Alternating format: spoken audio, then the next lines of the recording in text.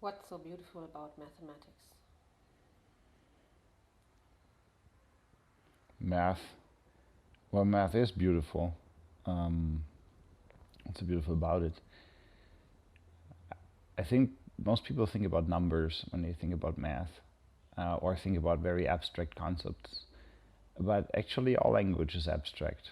I mean, those words that we're using right now, they're just conventions, made up sounds that we have filled with meaning somehow, descriptions, but they're arbitrary. That's why we have so many different languages, and that's why they also work so differently in some cases. Most of them are not even consistent in, the signs that they're using in a verbal matter and the signs that they're using in a written down matter. So most languages are very inconsistent, though beautiful.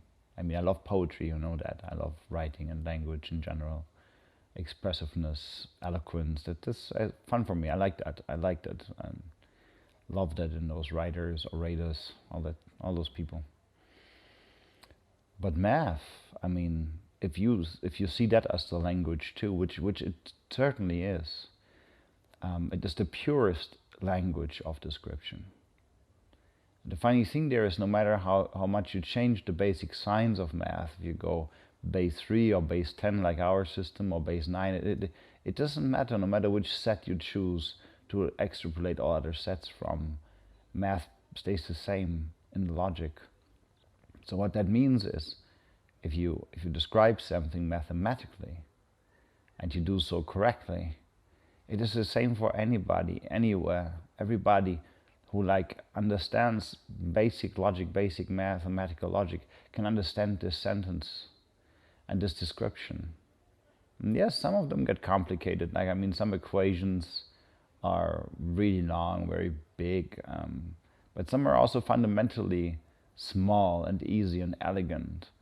Like, look at the Pythagorean principle, a squared plus b squared is c squared.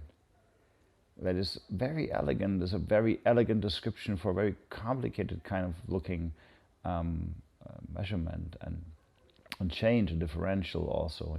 Every wave ever has followed what a tangent or what the sine is in a sine in this kind of triangle that is described there follows. So it is, every wave, every sound that is going through this microphone right now is recorded in a sinus wave, and is describable. It is perfectly describable by a simple principle. And then you, of course, make it more complicated by factors and variants around variables around it. But it remains a language that is very accurate and very precise and very elegant. And it's sometimes, you can see those people in the mathematical university. They kind of stand in front of a blackboard and they look at it and they're like, "What's that? What's that?"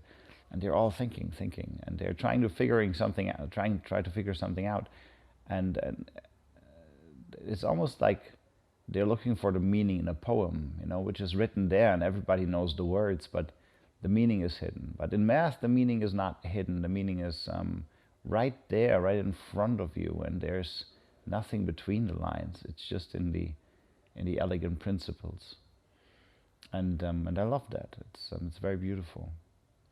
And if you take it a step away from the calculation and what that means,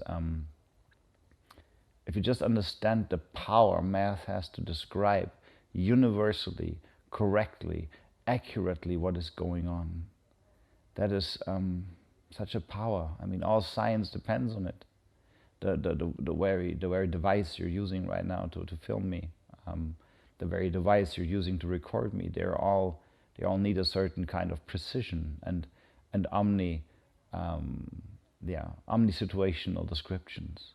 So you can't use a new equation if you film from a different angle. The camera needs to work the same every time, and the translation from light signals into electric signals into code needs to be the same. So it needs an elegant translator. It has to be math. Nothing else can do that. It's the only universal language we have. And it's the only language that will transcend any word that we ever will come up with. Because it stays the same. Even if you have a very different baseline to come from, the end math is the same. Language is not, math is the same. And so it makes us all come together closer. It makes us all be more precise. It makes us all be more elegant. And it is, it's beautiful in itself. And then on top of that, you have this, this understanding that transpires math. If you really get into what a function, what a description, what a differential, what integration means. There's all those words, that we've kind of, use in math, and it just kind of pop up in other circumstances as well from the Latin roots. Like we talk about integration, like we want to integrate people. Well, what does that mean? Well, math, that it means taking the sum of everything that is underneath the same curve, without exception, and adding it together into one big whole. Infinitesimal changes don't make a difference. They're all accounted for. Every kind of variant, every kind of variable, everything that's underneath is taken into one big whole.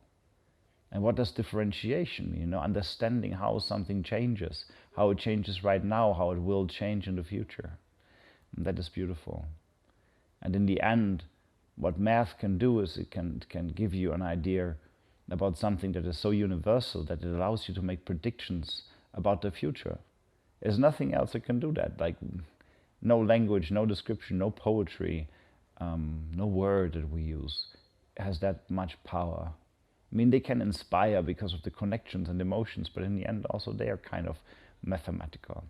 Math can describe function, relation, cause, effect, even beauty, even aesthetics are describable in mathematical ways. So it's something very lovable, though complicated, and because it ascends us so far, and it transcends our thoughts and our narrow perceptions of language into something much more universal, that is not easy to get into if you're not from the start understand its descriptive value.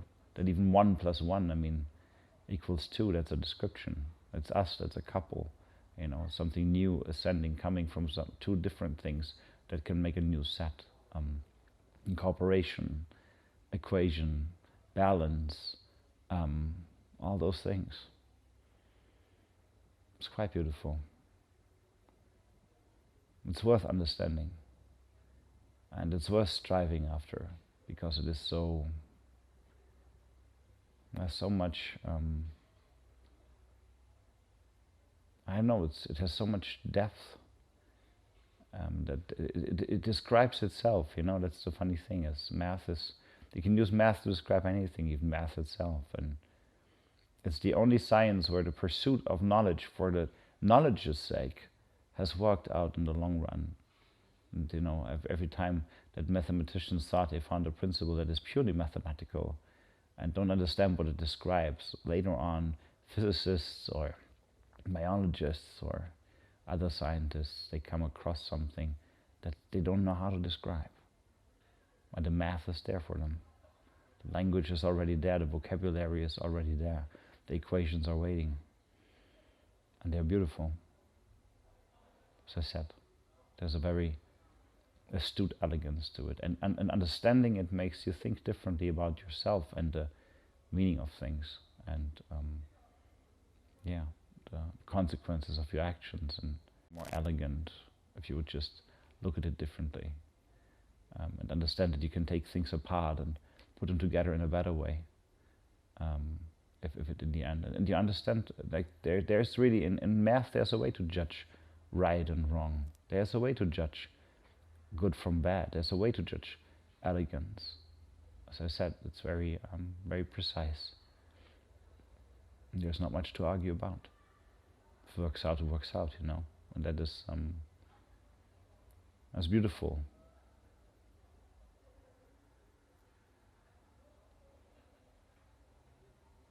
And awesome.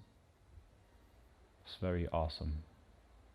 One can be afraid of it very easily, of its power, of its cryptic nature, but it actually isn't.